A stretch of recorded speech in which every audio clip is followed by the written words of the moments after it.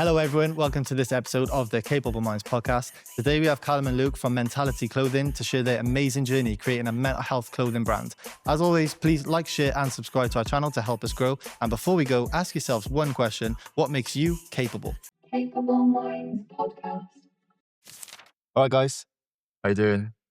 thank you very much for coming on the Capable Minds podcast today. Thank you for having if us. we could start just by introducing yourselves. We'll have Luke first and then Calum yourself after. Cool. Yeah, I'm Luke. I'm part of Mentality Clothing. Nice. And I'm Calum. I'm also part of Mentality Clothing. Co-founders, you started from the beginning together, yeah? Yeah. Lovely. So where did the initial sort of inspiration and idea for Mentality Clothing come from? So I think we'd both struggled with our mental health growing up. We'd both played a lot of sport. We'd both been friends for years. COVID struck. It isolated us. It isolated our friendship groups. 100%. And we just realised how much of an impact it was having on our mental health, the boys around us. And I don't think we'd ever truly connected how important sport was to just keeping us feeling sort of happy and healthy. Yeah, I think especially before COVID, we had a five-a-side team that we played religiously every Monday. Yeah. So when that sort of got taken away, it was, I think it was a bit of a, wow, what do we do now? What do we actually, how do we keep fit? How do we stay motivated and stay strong to just, doing activities? And that's such a small contact. That's 40 minutes on a Monday night, but the difference it made. 100%. Yeah. Socialising and a bit of banter goes a long way, doesn't it? Yeah. So why clothing? Why did you go into clothing rather than other aspects of helping people through mental health issues? I think it's a good point. So neither of us have any background within the fashion world. Believe it or not. Yeah. Believe it or not. Yeah. I think you both dress really well. Well, I think to give yourself more credit. Come over the last couple of years, for sure. I tried to start a clothing brand a good 7 or 8 years ago, and that failed. But the idea of a clothing brand sort of still was there. But clothing within the mental health space is something that both of us saw a real avenue of like bringing awareness and starting conversations with people. I think clothing, like fabric, is such an important way of starting a conversation. So, for example, what you're wearing. Like, oh, it's a lovely top. Where'd you get that from? Of course. Or what's the message on the back? And I think by integrating it with sort of punny mental health messaging that is not so cheesy or what's the right word? I'm not sure. But it was always important that it wasn't too heavy, too dark. It's a really big topic, and it's really important that we approach it properly. And I think for me, the connection between clothing, we speak about it a lot, is that it relates to sport as well. If you're physically injured, you'll walk in here, you'll have a cast in your hand, you'll have a crutch. I can see that you might need extra assistance, you might need extra help because of your physical injury. If you walk in here with a mental injury, I can't see it. Like there's no way of us knowing. So the idea of the clothing is to be able to bring the message to the exterior, to create that conversation. And it's always on the surface in a way that, like Luke said, can start a conversation. Yeah, the way you express that is actually quite is inspiring to hear. Like the way you just spoke about your brand. I think that, like, you two together work really well, obviously. Why do you think football is a good way to sort of collab with the clothing brand? Why do you think pushing it through football is such an important thing? Do you want to answer that one? Yeah, I mean, so for us personally, like Luke played academy football for Cardiff, played for Wales until he was 15, 16. I didn't play to quite the same levels, but I now work in football. So I work for Cardiff City Women. I'm the analyst there. We've both just been really integrated in football and environments, and we've been aware with how positive football can be, and what a positive impact it can have on athletes, on fans' lives, but also a negative. There's a real negative side to the game as well, particularly around masculinity, and there's a lot going on there. There's a lot to unpack. But we saw, if we just want to talk about the fans, we saw we'd be going since we were young. Men in the stands, you're allowed to cry, you're allowed to shout, you're allowed to be angry. You're allowed to hug your dad, hug your mates, give someone a kiss on the cheek. Yeah. Like when you're in those terraces, like a man being an emotional is an accepted behavior. As soon as you step off those terraces, if you want to give your mate, your dad a hug, if you want to cry, it's like you're a bit Yeah. weird, but you're allowed 90 minutes a week to do that. Mm. So that was just one of many reasons I think that we were like, there's so much going on here that I think we can unpack and we can try and just build into the idea of why mental health can connect to football Yeah. and how we can talk about it on a bit of a bigger scale. And a huge Yeah. thing nowadays, as you well know, is social media. Mm. So players, fans and stuff, it all goes on social media, and you see quite often organizations and clubs putting out statements, sticking up for their players for whatever reason, because they're getting bashed online. So another thing where mentality clothing can come in there, and sort of your presence online then, if people see a post of yours, they might think twice about then going and, bashing someone online, like a player or a referee or Yeah. whatever. Hopefully. Yeah, That's hopefully, yeah. certainly the aim. So did you start out with, did you get any funding? Did you save yourselves? Like, how did it sort of come about? Yeah, we managed to get, I think, sort of the basic entry level of a bit of funding. Yeah. That was through Cal's University. Yeah. When we began, you were still in uni. You were in Yeah. the second year of uni. Yeah. I was working a full-time job, and it was very much just sort of a dream of starting a business together and helping as many people as possible. But in terms of funding and It was 250 quid. Yeah. Like we had 250 quid and a dream, and a dream. Yeah. Wow. Which, is it very quickly doesn't go very far. £250 is amazing at the start, but in terms of everything that you need to spend money on, you need to test the product, you need to buy the product, you need to shoot the product, you need to market it, you need to somehow have a place to sell it on a website, you then need to somehow be able to package it, be able to deliver it. Very quickly that money runs out. So yeah, we didn't start from no, lots of money. not at all. That's good. Credit to yourselves for coming from, a little bit of money and creating something so powerful. Mm. What do you want, speaking of powerful, what do you want the message to be when someone thinks of mentality clothing? What would you say, like, the message is? For me, the brand's motto is to redefine Yeah. strength in sport. Mhm. So it's about changing the idea of what does it mean for a man to be strong? What does strength look like? Why do we perceive certain things as being weak and others being strong? Basically, taking that idea of strength doesn't just mean physical dominance. It doesn't just mean being a big, powerful man. It means opening up, talking about your emotions, listening to other men, being there for other men. That's the big message for me. Yeah, amazing. So when you started this business and you told your family and close friends and partners, what was their initial reaction? Yeah, I think I come from a very supportive family, so Yeah. there was sort of no doubt or hesitation with it. I think friends, again, very supportive. I don't think they really understood at the beginning that this was potentially, long term. Yeah. It was actually quite ironic. We were speaking about the very beginning, our first shoot that we did, and how one of our mates, like, we just finished shooting, and one of our mates was like, "Oh, so what is this?" And then we were like, Yeah. "Okay, we've told you about this."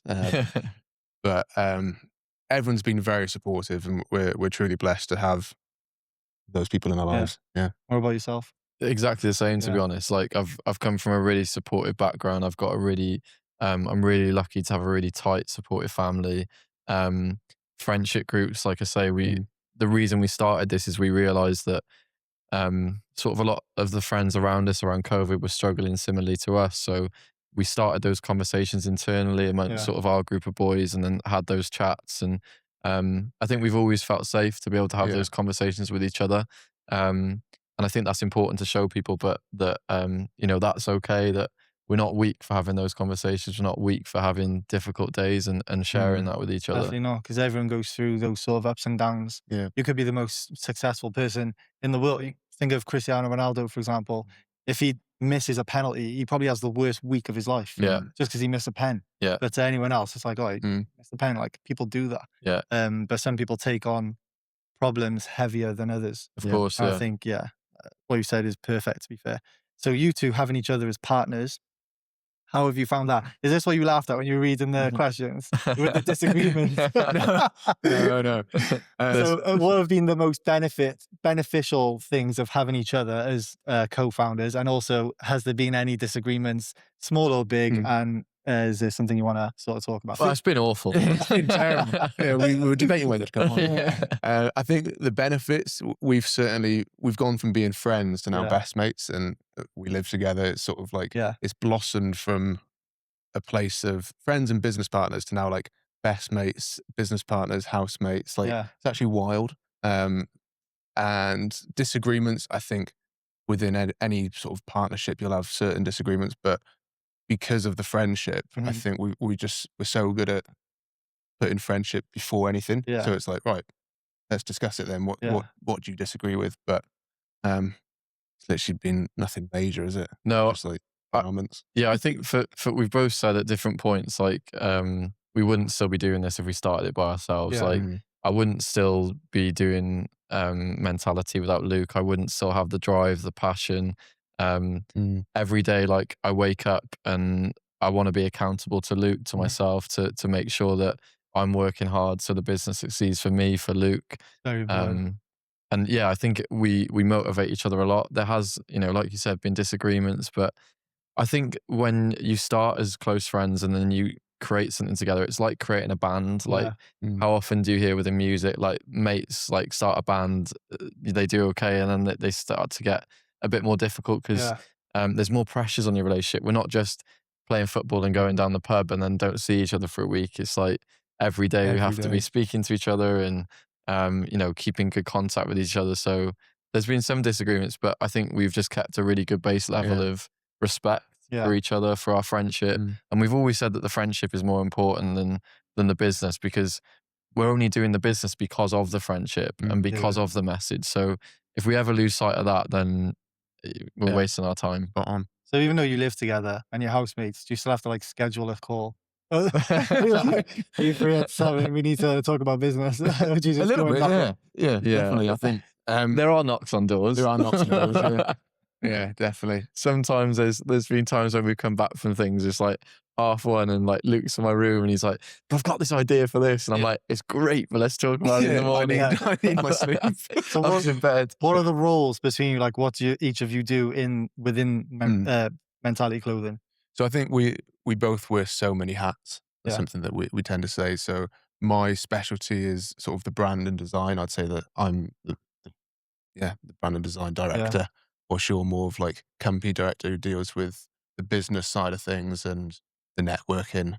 Got to play to your strengths, obviously. But I looked on, obviously I've looked at your website, I've looked at Instagram and stuff, and I was saying to Soph just before you guys come in, like your media and the videos and the graphics and everything look unreal. They look so good. And because I knew I was having you guys on, I'm a personal trainer, so I have different clients all through every day. And when they ask me what I'm doing, I say, I got you guys on.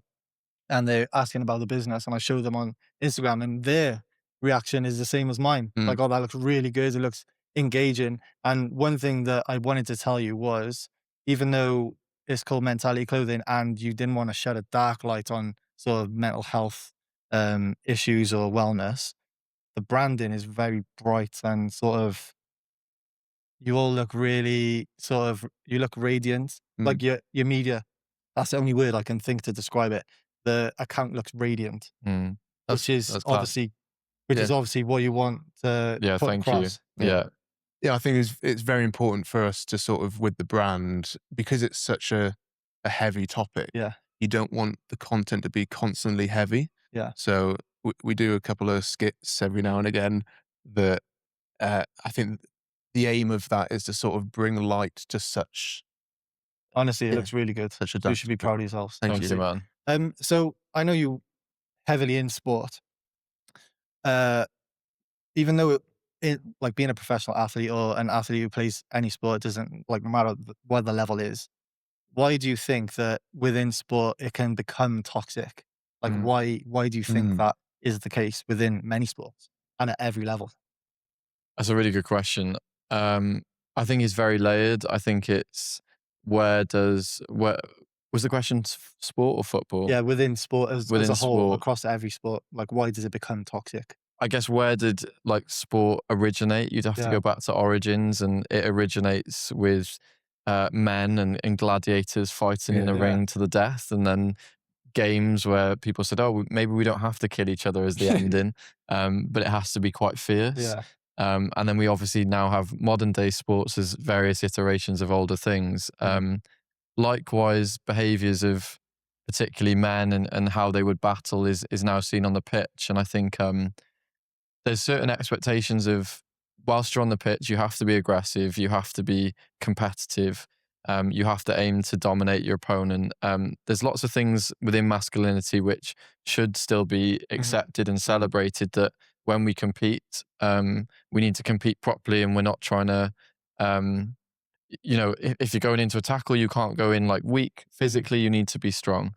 But I think it develops from then off the pitch, carrying that into the dressing room, carrying that away from the pitch. Mm. The competitive element, looking at a mate in the change room, knowing that he's going for your place, trying to spot any sign of weakness. We spoke to I'm quite close with James Story, who's the Yeah. number one player in tennis in Wales at the moment. And he spoke about how isolating it can be in tennis because it's just constant technique, nothing psychological. And he can feel really isolated because that's not in a team sport. So, Yeah. yeah. Mm.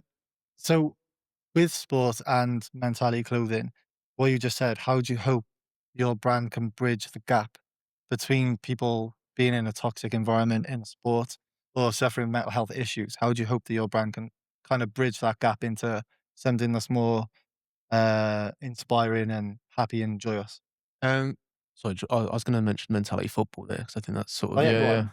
so we have almost like a sub brand called Mentality Football, Yeah, and what that is basically Monday night, 7 to 8 aside, um, football sessions that are basically tailored around it being non-competitive, non-committed, and just sort of good vibes. Like there's no pressure that you yeah, get when you typically join a football club that like you have to train every week, you have to buy all the kit, you have to compete for your position. Like you're just going down to have a kickabout with your mates or people that you don't even know, and that itself sort of bridges the gap between the toxic environment of sport and the adrenaline that you're competing, but without it like becoming anything more than that. yeah. Like it is simply that you're playing football with your mates. Because when you're doing that, obviously you've got people from different abilities and levels. So whereas in a professional environment, you Yeah. say, you might have a player who made a horrendous mistake, like a Mhm. keeper let a goal go through his hands and into the net, Mhm. something like that. And then you got the hierarchy of the players Yeah. who are sort of, I don't know, more important to the team Hmm. maybe, or their better ability, and Mm. they hammer the goalkeeper or the defender or whatever. Whereas with you guys playing on that Monday night for mentality football, Mm. someone might come in who's not as good as you, and they might make a mistake. You just have a laugh about it. Yeah. Yeah. You just brush it. It's all about encouragement. Like Exactly. we've got so many players of different abilities, and there's not one point that we've found where that, let's say, the person of weaker ability gets punished for it. Yeah, yeah. Like there's none of that there, which is what we. Yeah, and I think with the clothing, it's just really important that when we're working with different clubs, that we're getting players that are people's idols to wear the stuff, Mm. and to say how they truly feel and feel Yeah. confident to say, look, if someone is struggling, speak to them. If someone needs help, reach out to them. Listen to your mates. Like, don't feel scared to speak up about it. It's about getting people who are important to people in the game, saying those things and 100%. inspiring people to be able to then live that. That literally led me on to my next point, which was I was gonna say, if you had many people who were in like the uh, public domain, I guess, reaching out to you to give you any feedback or how they've um, sort of progressed since working with you, Mm. what sort of success stories have you had with clubs or players? The support has been amazing. Like our first collaboration was with Cardiff City, um, and we basically went down to the Vale, and it was before we were going to release anything. The club just said we could come do a shoot with a few of the players. Class. We didn't have any players booked in. Joe Rawls was captain at the Yeah. time, And I knew a few people at the club, and they spoke to Joe about it. Joe then put a message in the players group chat and said, "Look, we've got these guys coming down. This is why they're coming down. Only come in if you like really want to do it." Um, and he got 5 or 6 boys to come in, and they shot with us, they sat with us, they spoke to us. Wow. And from there, we had a really good relationship with Yeah. all the 6 of the guys that we first shot with. And it was just amazing to, I think they felt really grateful to be able to have that space.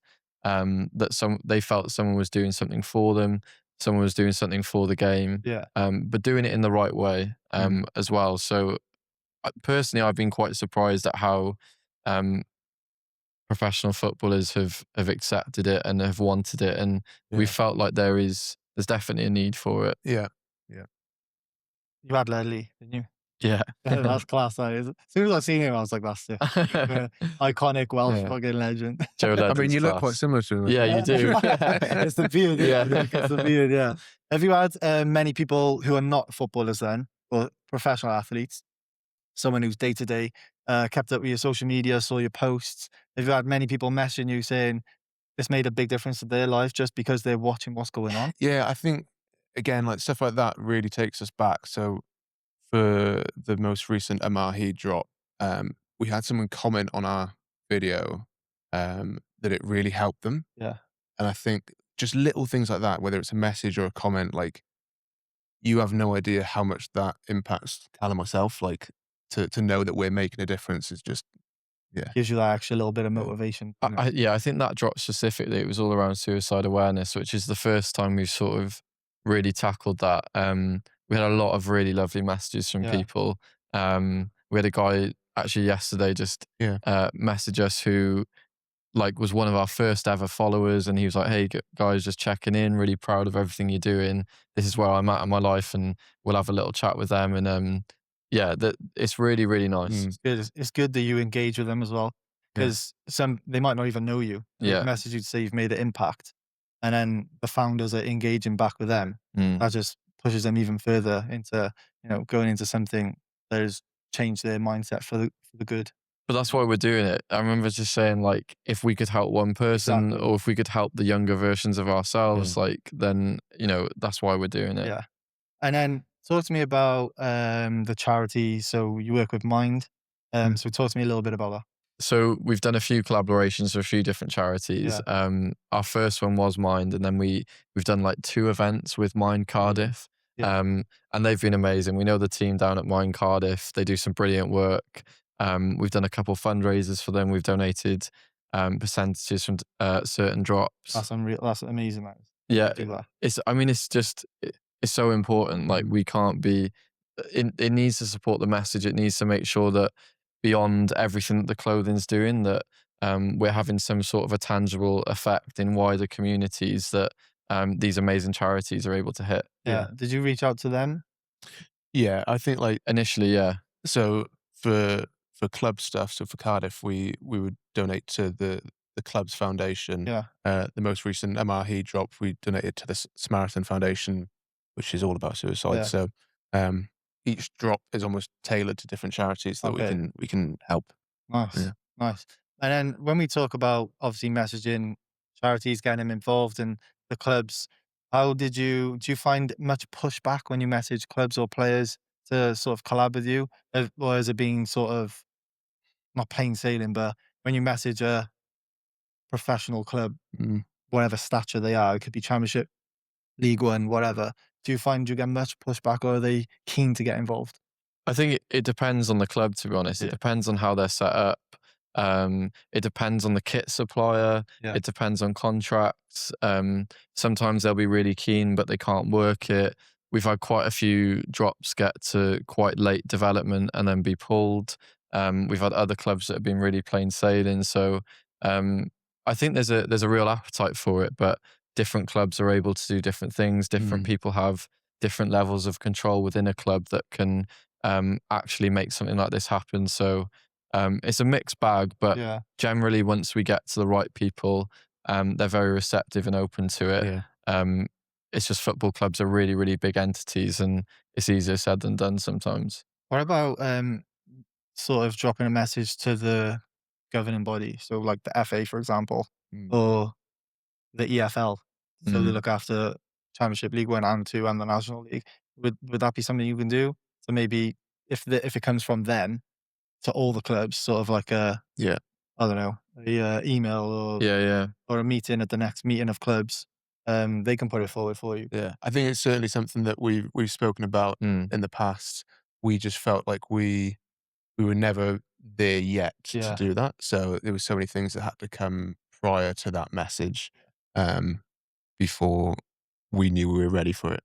Yeah, governing bodies are amazing, but again, it's just quite complicated in terms of how they own a league, who then is in charge of running a league, the people who then receive those emails. We've we've come close to a campaign with a governing body that didn't quite work out. We've got another one hopefully coming up. So they're things that we're working on, but Yeah. they can take time. So obviously you've worked with Cardiff City, you said Blackburn Rovers, is Yeah. it? Dorking at the moment, Yeah. Cardiff Met University. Yeah. You've had the Welsh themed stuff with the MO Heed. Are there any big collabs coming up which you would like to tell us, or you don't have to say specifics, or up to you what you say? There's Look at the so smile. Look at the smiles on faces. we should There's have something spoken coming. about that. There's always something coming. Yeah, we've just we just had a shoot yesterday. We've just come back from Manchester, Yeah. so there'll be something dropping around Manchester. I'm not sure when this is coming out, but something quite soon for the stuff that we shot in Manchester. Yeah. And then there's a Premier League club that we've been working with for a little while behind the scenes that Amazing. we're very close to getting. So hopefully you'll see both of those very soon. Class. Look forward to it. Yeah. What would you say have been the most challenging aspects of running this business up to now? I think for me, it's like when we started this, I was in uni, I was doing 3 or 4 placements in football, and then I was trying to find time to do this. Luke was working a I was full-time working job. full-time, yeah. Just time. Juggling. Yeah, time.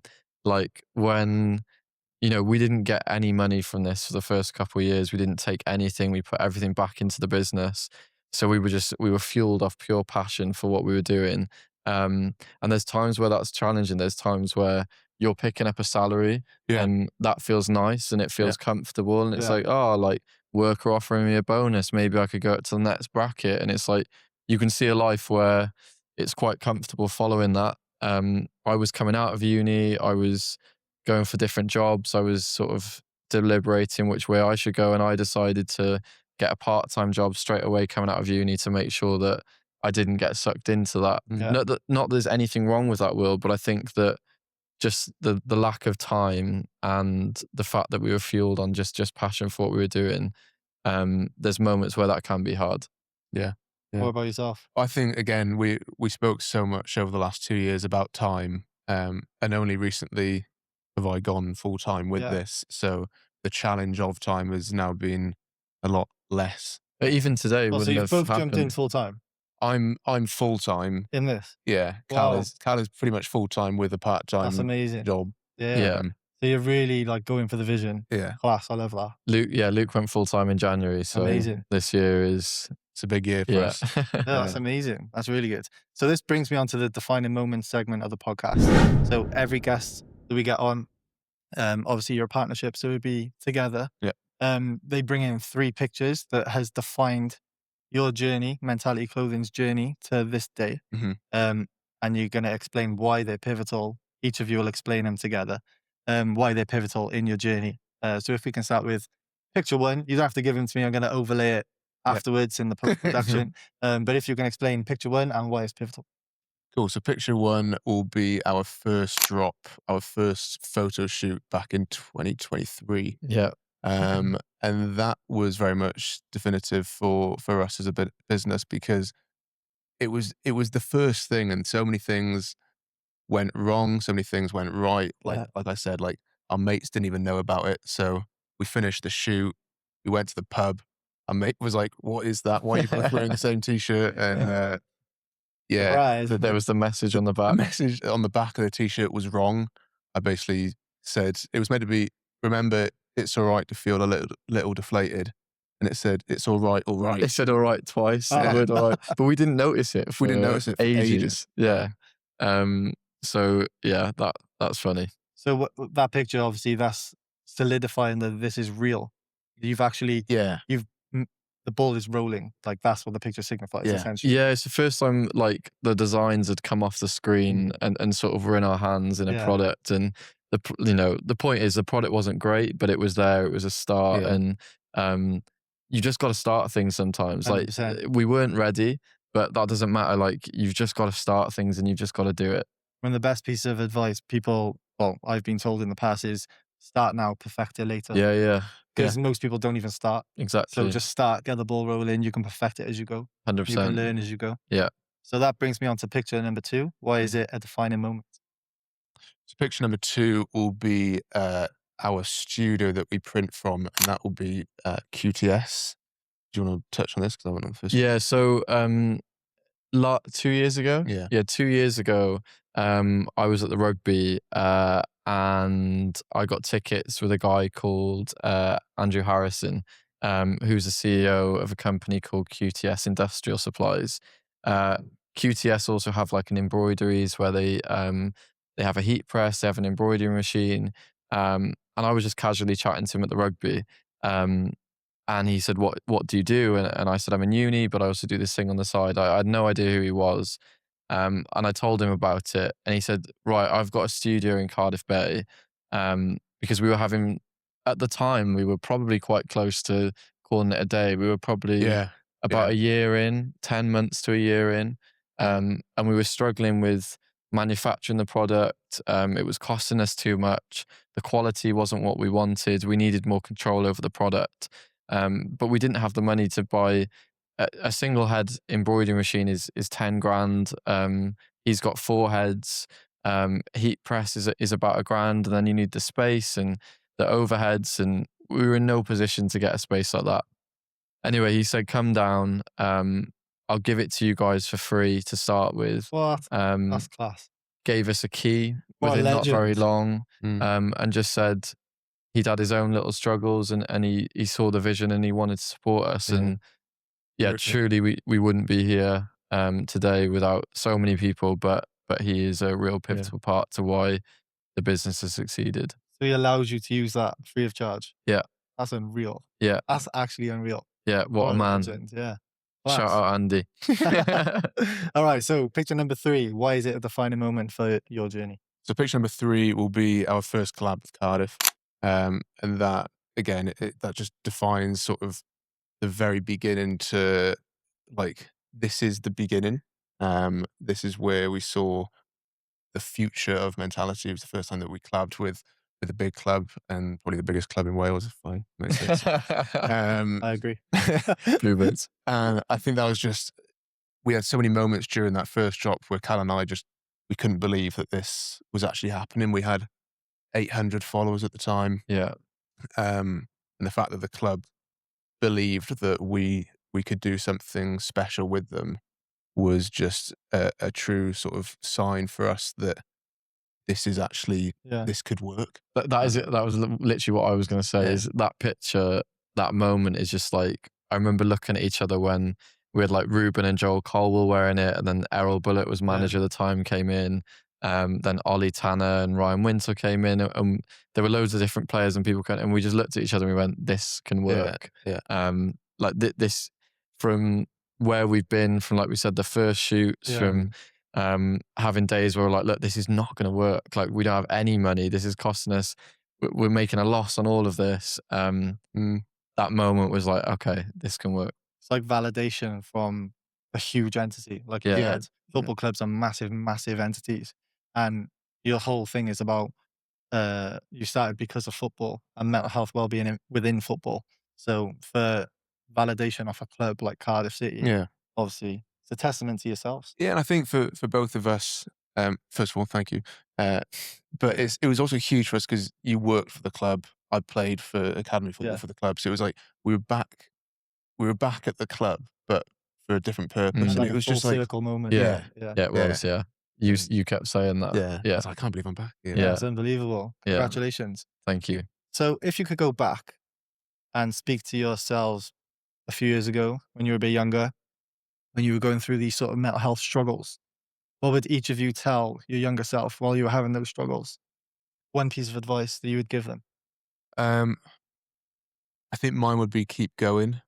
I remember having this moment, this epiphany, probably a couple of years ago, where I walked past my this block that I used to have counselling at uni, and I almost saw my younger self having counselling, Yeah. and then my younger self seeing me now walking outside and thinking, shit, like that was once me. Like, keep going. You're gonna be fine. Yeah. Like, you're gonna be good.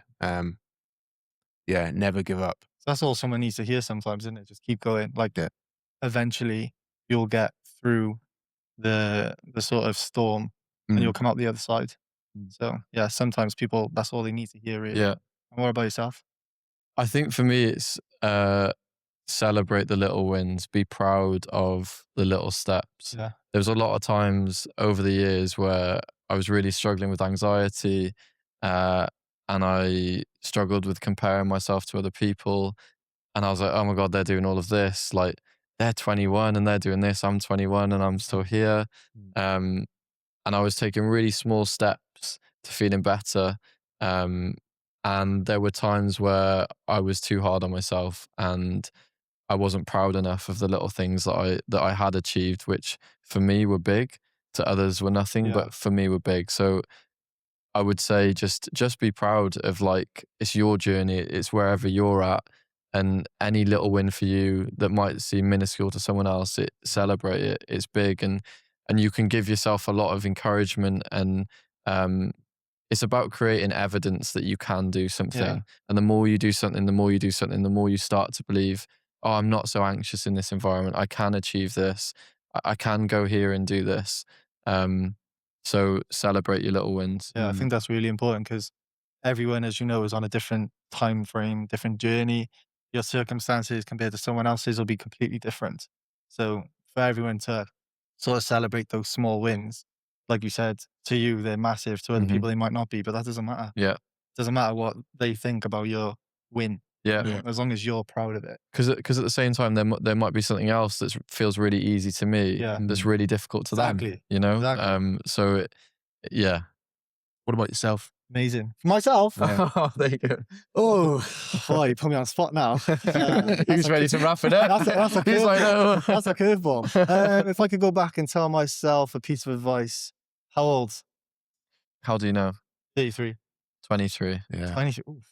So that was when I was in uni. I would probably say stop going out so much and put things in place for the future, because I wasted a lot of time and a lot of years fucking around, to be honest, like messing around, where I didn't really have any direction or what I wanted to do. I was in uni, but I wasn't really sure what I wanted to do 100%. So I would probably say slow down a little bit, 23, you know, getting towards mid-20s, get yourself your goals down and start working towards those goals. That's probably what I would say, yeah, because obviously, as you know, at that age, you kind of go out all the time and there's not much structure apart from university. So yeah, I'd probably say slow down a bit and start thinking of the future a little bit now. That's nice. Our younger selves are happy. There you go. So yeah, thank you so much for coming on and sharing your journeys, guys. Thank you. Obviously, we're going to keep up to date with Mentality Clothing and everything that you get up to over the next few weeks and months and years, hopefully. Where can everyone find you on social media if they want to keep up? Our Instagram is @Mentality Clothing. Our website's mentalityclothing.co.uk. Our Facebook's Mentality Clothing. Our TikTok is Mentality Clothing _ Mentality Clothing _ Lovely. Thank you guys for watching at home. As always, please like, share and subscribe to our channel to help us grow. And I'll see you guys on the next one. Capable Mind Podcast.